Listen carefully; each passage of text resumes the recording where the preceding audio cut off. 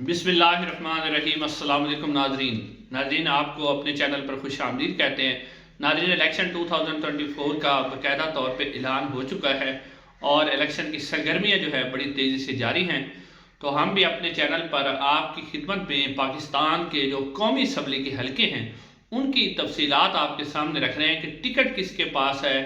कौन सा उम्मीदवार इस वक्त किस पोजीशन के अंदर है, वो सारी तफसीलात आपके सामने अपने चैनल पर रख रहे हैं। नाजरीन से गुजारिश है कि चैनल को ज़रूर सब्सक्राइब कर दें, वीडियो को लाइक करें और कमेंट सेक्शन में अपनी राय का इजहार ज़रूर करें, क्योंकि आपकी जो आरा है वो हमारे लिए कीमती है। उससे हमें अंदाज़ा होता है कि हमारे जो ये वीडियोज़ हैं आपको कैसी लग रही है। नाजरीन, आज जिस हलके के हवाले से आपके सामने अपडेट रखनी है वो है डिस्ट्रिक्ट गुजरात। डिस्ट्रिक्ट गुजरात के इससे पहले जो हमारी वीडियोज़ हैं उनमें जो हमने पिछले 3 हलके थे वो कवर कर चुके हैं कौमी असम्बली के। तो आज इसका चौथा और आखिरी हलका जो इस वीडियो के अंदर आपके सामने इसकी तफसीलात रखी जाएगी। नाजरीन, ये जो हलका है ये 2023 में जब हलका बनिया हुई है तो इसका नंबर है NA-165 NA-65। लाला मूसा जो है उससे रिलेटेड ये हलका है सारा। और इस हलके के अंदर इस हलके की अहम बात यह है कि एक तो आपको पहले पता है कि ये जो गुजरात है वो चौधरी परवेज इलाही चौधरी शुजात उनके ग्रुप का काफ़ी ज़्यादा यहाँ पर होल्ड है। लेकिन अब इसके अंदर जो अहम शख्सियात इलेक्शन में हिस्सा लेती हैं उसमें पाकिस्तान पीपल्स पार्टी के सीनियर रहनुमा कमर ज़मान कैरा साहब, जो कि साबका वफाकी वज़ीर भी हैं, मेंबर्स कौमी असम्बली भी रहे हैं और गिलगित बल्तिस्तान के गवर्नर भी रहे हैं और इलाके के अंदर काफ़ी उनकी जान पहचान है, लोग उन्हें पसंद करते हैं और बड़े एक शरीफ और नफ्स किस्म के इंसान हैं। उसके अलावा चौधरी जाफर इकबाल साहब जो हैं वो भी पाकिस्तान मुस्लिम नून के उम्मीदवार हैं, वो भी इस हलके के अंदर मौजूद हैं। उसके अलावा सैयद फैज़ुल हसन शाह साहब इसके अंदर मौजूद है। सबसे पहले आप 2018 का रिजल्ट देख लें, उसके बाद जो है आगे की जो प्रोसीडिंग है वो मैं आपके सामने रखता हूँ। नाज़रीन, 2018 में जब यहाँ पर इलेक्शन हुआ था तो पाकिस्तान तहरीक इंसाफ के जो उम्मीदवार थे सैयद फैज़ुल हसन शाह, उन्होंने 95,168 वोट हासिल किए थे और वो यहाँ से इलेक्शन जीत गए थे। जबकि दूसरे नंबर पर जो रहे थे वो थे पाकिस्तान मुस्लिम नून के चौधरी जाफर इकबाल साहब। चौधरी जाफर इकबाल साहब ने 67,233 वोट हासिल किए थे, यानी तकरीबन काफ़ी ज़्यादा डिफरेंस था। चौधरी जाफर इकबाल 20,000 से राउंड अबाउट जो डिफरेंस था बिटवीन जो सैयद फैज़ुल हसन शाह साहब है और जाफर इकबाल। जबकि पाकिस्तान पीपल्स पार्टी के जो रहनुमा हैं कमर ज़मान कैरा साहब, जिनका ये आबाई हल्का है, उन्होंने 42,508 वोट हासिल किए थे, वो तीसरे नंबर पर रहे थे। नाजरीन, अब जो सूरत हाल है उसमें पाकिस्तान पीपल्स पार्टी की तरफ से जो कागजात नामजदगी जमा करवाए हैं वो कमर ज़मान कैरा साहब ने करवाए और वही जो है यहाँ से पाकिस्तान पीपल्स पार्टी के टिकट से इलेक्शन लड़ेंगे और उनका ज़ाती वोट बैंक भी इस हल्के के अंदर शामिल है और पाकिस्तान पीपल्स पार्टी का वोट बैंक भी है। तो उसके अलावा जो पाकिस्तान मुस्लिम नून के उम्मीदवार हैं उनमें से 2 उम्मीदवारों ने कागजात नामजदगी जमा करवाए हुए हैं और अब उन 2 में से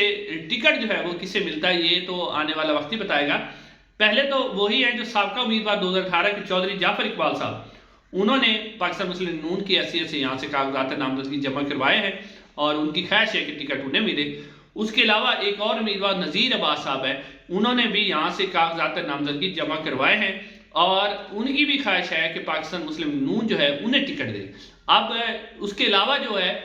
एक जो सैयद फैज़ुल हसन शाह साहब है पाकिस्तान तहरीक इंसाफ के उम्मीदवार, उनके हवाले से भी खबरें आ रही हैं कि उनको भी पाकिस्तान मुस्लिम नून ने ऑफर किया है कि आप हमारे साथ आ जाएं, हमारा टिकट ले लें। IPP की तरफ से भी उन्हें ऑफर दी गई है कि आप हमारा टिकट ले लें। लेकिन कुछ अर्सा पहले तक तो जो सैयद फैज़ुल हसन शाह साहब थे वो रूपोश थे और पाकिस्तान तहरीक इंसाफ के साथ डटे हुए थे। उन्होंने पैगाम भी दिए थे कि वो पाकिस्तान तहरीक इंसाफ के साथ हैं और वो इलेक्शन कंटेस्ट करेंगे। लेकिन उसके बाद जो है उन्हें गायब कर दिया गया, जिस तरह के एक ट्रेंड बना हुआ है कि एक बंदा गायब होता है और जैसा कि वो कहते हैं कि जैसे शेख रशीद साहब जो टर्म इस्तेमाल की थी चिल्ला काटने पर, तो वो सैयद फैज़ुल हसन शाह साहब भी वहाँ से जो है चिल्ला काटने पर चले गए और उसके बाद जो है उनका एक वीडियो पैगाम आया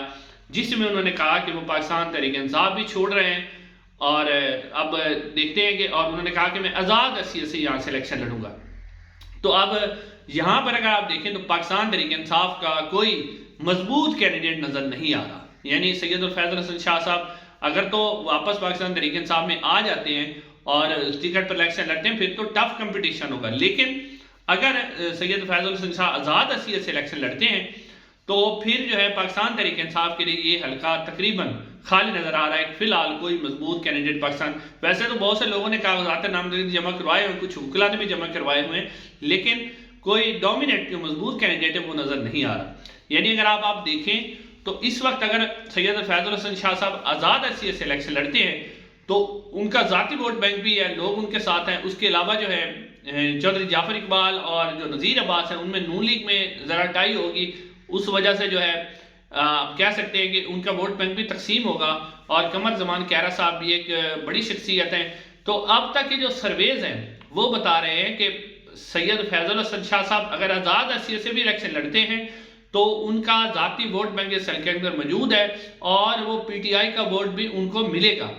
اس کے ساتھ ساتھ جو ہے اگر آپ دیکھیں تو مقابلہ کن کے درمیان ہوگا، جو لوگ اور سرویز بتا رہے ہیں کہ یہاں پر جو مقابلہ ہوگا وہ ہوگا سید فیض الحسن شاہ صاحب جو آزاد امیدوار ہیں اور پاکستان پیپلز پارٹی کے جو سینئر رہنما ہیں قمر زمان کیرا صاحب، ان کے درمیان ہوگا۔ اور نون لیگ کے امیدوار کیونکہ دو ہیں، اگر تو آپس میں سیٹلمنٹ ہو جاتی ہے پھر تو نون لیگ کا بھی کافی زیادہ چانس ہو جائے گا، لیکن اگر یہی امیدوار رہتے ہیں تو جو چودھری جعفر اقبال صاحب ہیں وہ کمزور امیدوار ہیں، تو مقابلہ یہاں سے جو اس دفعہ لگ رہا ہے کہ وہ سید فیض الحسن شاہ بے شک وہ آزاد لڑتے ہیں ان کے درمیان ہوگا، اور ساتھ ساتھ جو پاکستان پیپلز پارٹی کے سینئر رہنما ہیں قمر زمان کیرا ان کے درمیان ہوگا، اور نون لیگ جو ہے یہاں پر جو ہے وہ تیسرے نمبر پر رہے گی۔ لیکن ناظرین اس بات کا فیصلہ جو ہے 8 فروری کو عوام کے ووٹ نے ہونا ہے، عوام کے ووٹ نے کرنا ہے کہ عوام کس کے ساتھ ہیں اور وہ کون سا ان کا پسندیدہ امیدوار ہے جسے وہ ووٹ دینا چاہتے ہیں۔ تو یہ سارا فیصلہ جو ہے عوام ہی کریں گی،